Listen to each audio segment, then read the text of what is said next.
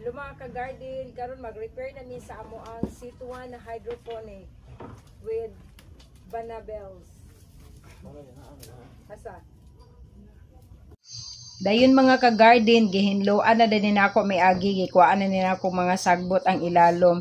Karon kanina pong naa sa baligi pala-pala na mo mga ka-garden, kinahanglan man gyud ni siya hinluan good.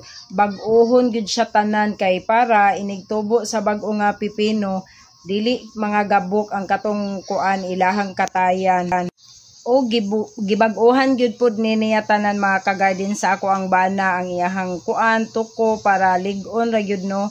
Lahi ra gyud adtong una. Gibag-ohan pod namo og pipe. Tulo ra ka pipe amo ang gibutang mga ka-garden kay og upaton din pagkadagko sa pipino kay maglumot na bitaw sila so crowded na kaayo.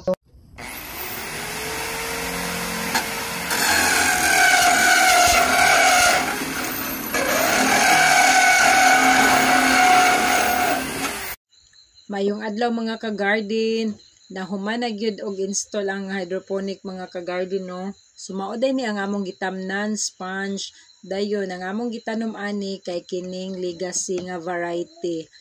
Dayon kaning pipes mga ka-garden kay kuanan pa na gibutangan og papilit para wala gyud siya leaking. Maayo man gyud nga i-check nato daan kay para dili pod masayang ang ato ang nutrient solution kay mausik ra man gud ang tubig.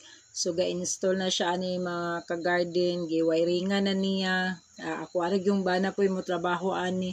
Then diha mao na ang kuan flowing, diha ang tubig no. So mao na siya ang pump naara diha sa sulod then iyang giwiringan gisulayan na namo. So niagas na pod siya mga ka-garden. Dayon katong among gitanom nga pipino amo ana dayon gibutang diha. Mao na siya mga ka-garden, balikap ra ang amo ang gibutang dayon gisapaw lang dayon to namong sponge.